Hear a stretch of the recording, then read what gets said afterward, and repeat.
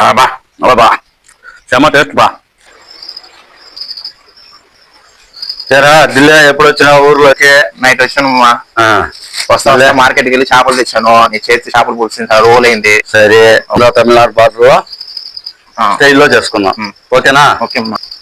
బాగా కడిగిన చేపలు ఇప్పుడు మనం కావాల్సిన వస్తువులు వేసుకుందాం. పసుపు కొద్దిగా వేసుకుందాం, ధనియాల పొడి, మిరప్పొడి, ఉప్పు కొద్దిగా వేసుకుందాం, నిమ్మరసం, నూనె కొద్దిగా వేసుకొని బాగా కలిపి పెట్టుకుందాం. అరగంట మూత పెట్టి పక్కన పెట్టుకుందాం.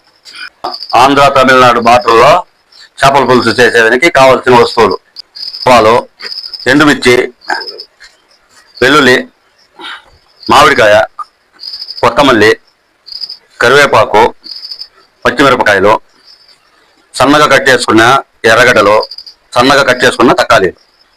ఫస్ట్ నూనె వేసుకుందాం.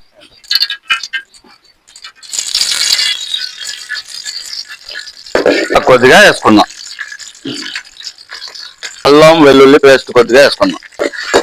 కొద్దిసేపు పచ్చి వాసన పోయేదాకా వేయించుకుందాం. అల్లం వెల్లుల్లి పేస్ట్, వెల్లుల్లిపాయలు కొన్ని వేసుకుందాం. ఎండుమిరకాయలు 4 గిల్లి పెట్టుకుని వేసుకుందాం. ఎర్రగడ్డలు వేసుకుందాం. ఎర్రగడ్డలో ఇప్పుడు బాగా బ్రౌన్ కలర్ వచ్చింది. మనం సన్నగా తరిగి పెట్టుకున్న తక్కాలి వేసుకుందాం. పసుపు కొద్దిగా వేసుకుందాం. కలుపు కొద్దిగా వేసుకుందాం. ఇప్పుడు మూత పెట్టి మనం 2 నిమిషాలు బాగా మగ్గనిద్దాం. కారం, ధనియాల పొడి, మనం ముందుగా నానబెట్టుకున్న చింతపండు పులుసు పోసుకుందాం. ఇప్పుడు నీళ్లు కొద్దిగా పోసుకొని బాగా ఉడికించుకుందాం. మూత పెట్టి ఒక 20 నిమిషాలు ఉడికిద్దాం. మాత్రం మామిడికాయల ముక్కలు మనం వేసుకుందాం.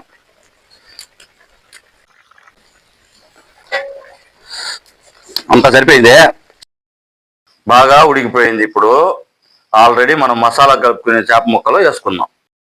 ఇంకా గరిటె పెట్టి చేప ముక్కల్లో కలబెట్టకూడదు. పైన చట్టిని అట్ట ఇట్ట తిప్పుకుంటూ 5 నిమిషాలు మూసి పెట్టాలి.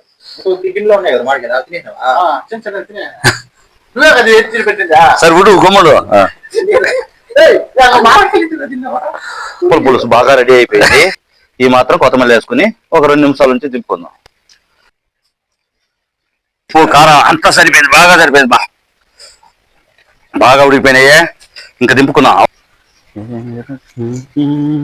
ఇప్పుడు మనం చేసిన చేపల పులుసు ముక్కలతో ఎత్తి వేసుకుందాం. ముక్కలు ఎట్టుండే చూస్తాం. వావ్, మన కొరమైన ముక్కలు చాలా సూపర్గా ఉంది.